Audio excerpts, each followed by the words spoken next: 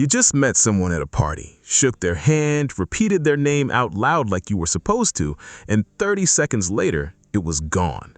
Their face is still right there in front of you, smiling, waiting for you to use their name again, and your mind is completely blank.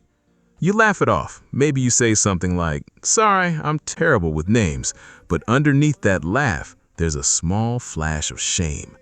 Because this isn't the first time, and it happens with coworkers, with your friend's new partner, sometimes even with people you've met more than once. And somewhere in the back of your head, a quiet, cruel little thought shows up. Maybe you just don't care enough about people. Maybe that's the real reason. But what if that's not it at all? What if the story you've been telling yourself about your own memory is actually wrong? Not wrong in a small way, but wrong in a way that has been shaping how you see yourself for years. Because forgetting a name has almost nothing to do with how much you value the person standing in front of you. It has almost everything to do with what your brain was doing in the exact moment you heard it. There's a reason psychologists have been fascinated by this exact experience for decades, and it isn't because names are hard to remember. Names are actually one of the easiest categories of information to lose, structurally, biologically, and there's a strange kind of relief in understanding why. Once you see the mechanism behind it, the shame starts to loosen its grip a little. And here's the part that might surprise you. People who forget names easily don't all forget them for the same reason. There are few very different psychological paths that lead to that same blank moment. Figuring out which one is yours can tell you something surprisingly personal about how your mind works under pressure. Let's start with the most common one, the one that probably describes what happened at that party. Picture the moment right before someone tells you their name. You're not relaxed, you're scanning their face, thinking about what you're going to say next, maybe worrying slightly about whether you look awkward standing there. Your brain, in that split second, is juggling about 6 things at once, and the name gets tossed into short-term memory without ever really landing anywhere. Psychologists call this a failure of encoding, and it means the information was never properly stored in the first place. It's not that you forgot the name, it's that you never actually learned it to begin with because your attention was somewhere else entirely. This is where a small trip into how memory actually works helps everything make sense. Your brain doesn't record experiences the way a camera records video, capturing everything indiscriminately. It filters constantly, deciding in real time what deserves a permanent slot and what gets discarded within seconds. A name spoken once in a noisy room while you're also processing a new face and formulating your own introduction rarely stands a chance. It's exactly the kind of information your brain treats as disposable. It's not because names don't matter, it's because your brain didn't have enough spare processing power in that exact moment to treat it as important. I remember a specific afternoon years ago at a work event, meeting someone named Daniel. We talked for almost 20 minutes about his job, his dog, a trip he'd just taken to Portugal. And when he walked away, I realized with a sinking feeling that I could not for the life of me remember his name. 20 minutes of real conversation, and the one piece of information everyone assumes is the most basic thing to retain had simply slipped through. I felt genuinely embarrassed, like it said something bad about me as a person. It took me a long time to understand that the conversation itself had used up all my attention. The name, delivered in the first 3 seconds before any of that connection happened, never got the chance to stick.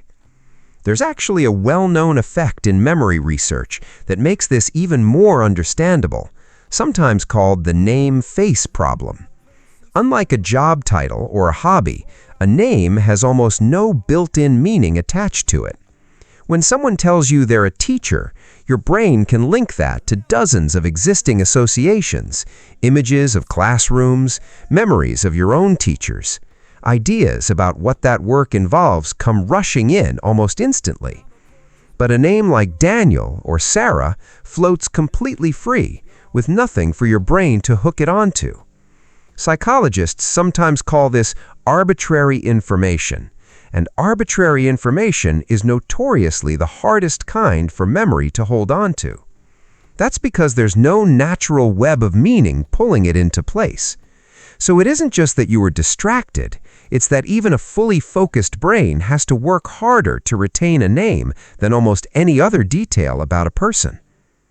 Here's where it gets more interesting, because encoding failure is only one explanation, and it's the lightest one. A second kind of person forgets names for nearly the opposite reason, one that has nothing to do with distraction. This person is paying too much attention, just aimed in the wrong direction. This is the profile shaped by social anxiety, and it shows up more often than most people realize. If you tend to feel a low hum of nervousness in new social situations, your brain during an introduction isn't neutral. It's on alert, monitoring your own voice, your posture, whether you're smiling correctly, whether the other person seems to like you. Researchers who study social anxiety describe this as self-focused attention, a kind of internal spotlight that turns inward right when it should be turning outward. When most of your mental bandwidth goes to monitoring yourself, there's almost nothing left to absorb what the other person just said, including their name. It's a strange irony, one that shows up constantly in these moments. The people who care the most about making a good impression are often the ones most likely to forget the name of the person they're trying to impress. This isn't a character flaw, and it isn't a lack of empathy. It's your nervous system trying to protect you from social threat, prioritizing your own safety and presentation over the incoming details of the world around you. Your brain, evolutionarily speaking, is more concerned with whether you're accepted by the group than with retaining trivia about a new acquaintance. That instinct made a lot of sense for most of human history. It just doesn't feel very useful when you're standing there blanking on a name for the third time in one conversation. Think about how this shows up outside of parties, too. A job interview where you're introduced to 4 people back to back and immediately forget every single name the moment you sit down. A first date where you're so focused on not saying anything weird that their name barely registers. A new classroom, a new team at work, a family gathering with your partner's relatives you're meeting for the first time. In every one of these situations, the pressure to perform well socially actively works against the very thing you're trying to do, which is connect and remember. A slightly cruel irony hides inside this pattern, and it's worth naming directly. The more a situation matters to you, the worse this tends to get, not the better. You'd think caring more would sharpen your focus, but with social anxiety, it often does the opposite. Caring more raises the emotional stakes, and raised stakes pull even more of your attention inward. This is why some people can effortlessly remember the name of a barista they'll never see again. The same people might completely blank on the name of someone they were genuinely hoping to impress. It has nothing to do with how much that person matters. It has everything to do with how much pressure you put on yourself in that specific interaction. A small, quiet realization sits underneath all of this. The forgetting isn't evidence that you don't care. It's evidence that you cared so much in that specific moment about how you were coming across that there wasn't enough attention left for anything else. That's not carelessness. It's actually a kind of overcaring aimed at the wrong target. But there's a third profile, and this one is less about anxiety and more about something a little deeper, something closer to emotional self-protection. Some people forget names because some part of them, usually without any conscious awareness, keeps new people at arm's length. Researchers who study attachment styles talk about this in terms of avoidant tendencies. For some people, closeness and detail retention about others can feel, on some unconscious level, like an invitation to get too involved too quickly. Remembering someone's name is a tiny act of investment. It says, you matter enough for me to hold on to this. For someone whose emotional wiring learned early on that getting close to people carries risk, that small act of investment can quietly stall out before it ever fully forms. This doesn't mean the forgetting is intentional, and it doesn't mean the person doesn't want connection. It usually means the opposite. That connection itself feels a little dangerous, so the mind creates a kind of soft distance without anyone choosing it on purpose. If you've ever noticed that you remember names easily with people you already trust, but blank constantly with new people, this might be part of what's happening underneath. Attachment researchers describe this pattern as deactivation, a kind of automatic dial turning that happens beneath conscious awareness whenever emotional closeness starts to build too quickly. The nervous system essentially decides, without asking permission, to slow things down before they get too intimate too fast. Forgetting a name is a strange, almost invisible way this shows up because it keeps a new person slightly blurred, slightly generic, instead of fully specific and real. It's a small barrier, but it does the job of keeping vulnerability at a manageable distance. This brings up something worth sitting with for a moment, something a lot of us carry from much further back than any party or interview. Think back to being a kid, to a moment where you felt completely unseen by someone who mattered. Maybe it was a parent who mixed up your name with a sibling's again and again until it stopped even surprising you. Maybe it was a teacher who never bothered to learn who you were in a room full of other students. I remember being 8 years old, sitting at a family dinner, and hearing a relative call me by my cousin's name for the 3rd time that year. Nobody corrected it, and I just sat there, feeling like a placeholder instead of a person. That kind of small, repeated erasure teaches something quiet but powerful, that being remembered is not something you can count on. Maybe it's safer not to expect it from other people either. For some of us, that early lesson gets absorbed so deeply that it shows up decades later in how our own memory operates, almost like an unconscious agreement.